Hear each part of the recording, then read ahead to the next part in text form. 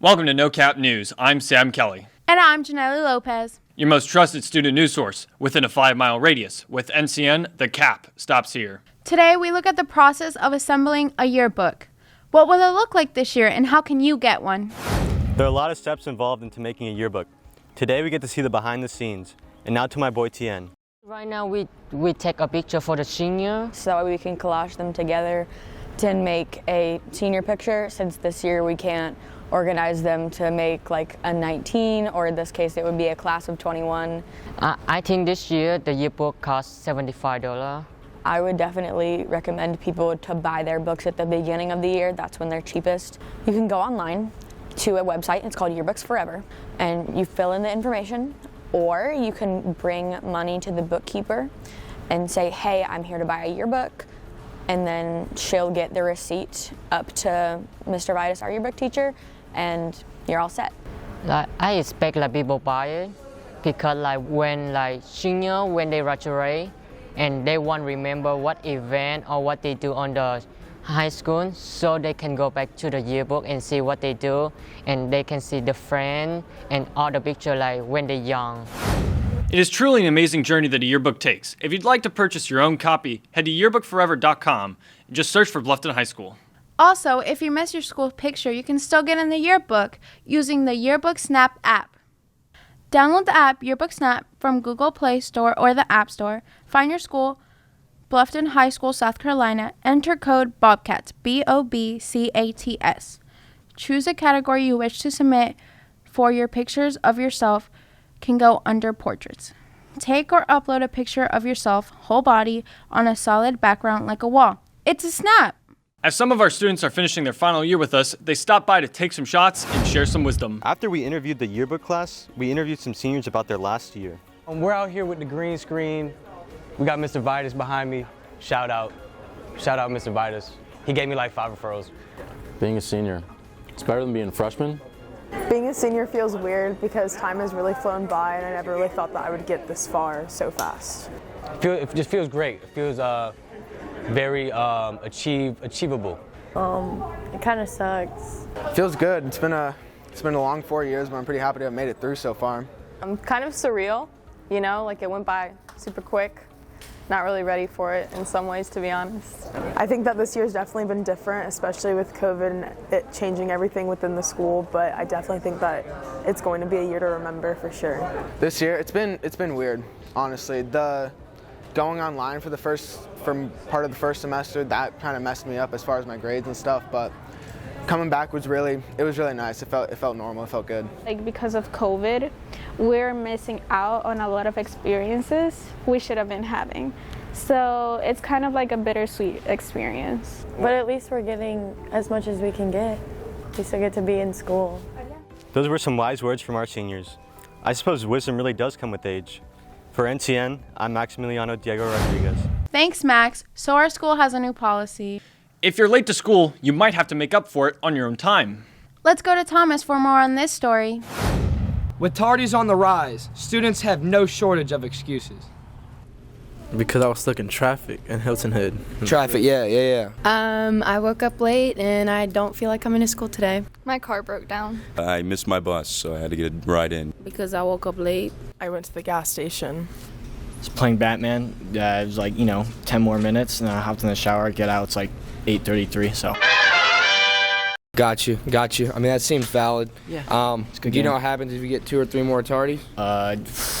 After school detention or something like that? Nah, what happens? No, I don't. No, I don't know what happens. No, please educate me. Many students seem to be unaware about the new policy. Now let's take it away to Miss Aiken, where she can tell us even more about it. Starting Monday, March 8th, tardies will be in force at 8:45 a.m. Upon your late arrival, you will receive after-school detention, which is on Tuesday and Thursdays from 3:50 to 4:10. So we ask that starting now that you start coming to school on time. Monday, again, we will enforce after-school detentions from 3:50 to 4:10. So if you don't follow up with your after-school detention, you will be assigned ISS. So to maintain a good rapport with your teachers and your administrator, get to school on time, okay? Again, after school detention, late arrivals, 8:45, Monday, March 8th. Not only is administration cracking down on tardies, but for parking passes as well. Now this is a great example of people parking in the parking lot with no parking pass. If students are caught parking at the school without a pass, they will receive one warning. After their last warning, vehicles will be towed with the help of Tommy's Towing Company. Really varies.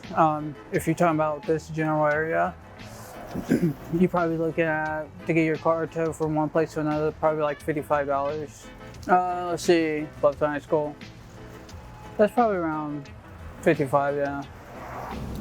Fun fact, did you know that people without parking passes are 10 times more likely to get a parking ticket in the future? This is an example of a courteous student doing his civil duties at Bluffton High School. For people like this, Coach Kitty will be seeing you soon. For NCN, I'm Thomas Johnson. Well, there goes all my money. Right? You better make sure your car's still in the parking lot. Well, basketball has come to an end, but the girls' team really pushed hard this season.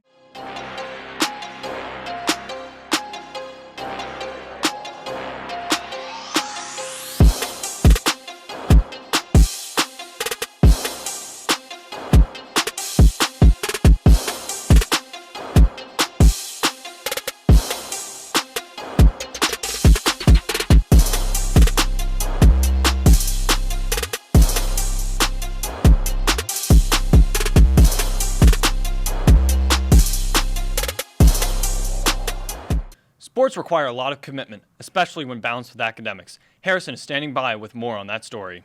Thanks, Sam. I'm here live on location where the girls are just finishing up. How can you be live? This story happened 2 weeks ago. No cap. I guess this is a recap. A no cap recap? Exactly. The girls' basketball team had an extraordinary season this year. Balancing academics and athletics isn't always easy, but these girls made it work. It's mainly that since the transition from middle school to high school, there's more work in high school than there was in middle school. And then being at school and having to play sports, the hours to be the practice are more demanding. The girls were proud of their performance this year. They played their hearts out with a very unusual season. But despite that, they were presented a regional trophy after winning their regional championship. We're actually back-to-back region champs, and losing during the state playoff and then being presented, it was tough for them to swallow. But however, it shows their accomplishment, so it was something to be proud of as well. The girls' coach, Lonnie Roberts, was extremely proud of how the girls maintained themselves this season, and we are too. I'm Harrison Dill at NCN. Congratulations, girls, on an amazing performance this season. The court was full again, as several schools from across the state came to Bluffton High School. Let's go to Harrison with the No Cap Smackdown.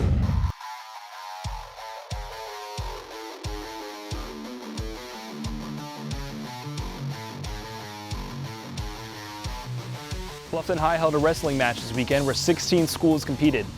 Coaches are thankful that Bluffton was able to host it. It's kind of hard to find a place to host it during this pandemic, so it's kind of nice to have Bluffton High School hosting it for us this year. Cleaning processes were much different. Coaches and volunteers were scrubbing in between matches to ensure the cleanliness of the mats for the players. Preparing for wrestling matches takes a lot of time and effort between watching film to understand your opponent and having to cut down weight to certain weight classes. Preparing for these matches isn't always easy, but our athletes made it work. Yesterday morning I was 5 pounds overweight. So I came in on Friday, which we didn't have practice because we were setting up mats. And I came in with a coach and just drilled and jump rope, and I ran, and I cut about like 4.5 pounds, and then I lost weight overnight, so I finally made weight. Adjustments had to be made this year, but it all worked out in the end. Yeah, so it was region 5, 6, and 7, and then they have their qualifiers, and then they send their 1, 2, 3 best to here, and then there was a formula that we used. Having a strong coaching staff is extremely important to a team's success. The wrestlers have exclaimed positive thoughts on their coaches and explains how it is a necessity in success. Oh yeah, absolutely. I think that Bluffton has the best coaching staff in probably the entire state of South Carolina. There's a feeling between me and the coaches that they're not even my coaches sometimes, that I feel like we're friends. Wrestling is back in action this year and the Bobcats are excited. We'd like to give a big thank you to everyone who came out this weekend. With NCN, I'm Harrison Dill. Thanks, brother. That's it for this edition. I'm Sam Kelly. And I'm Janelle Lopez. Join us next time for more No Cap News. All facts, no cap.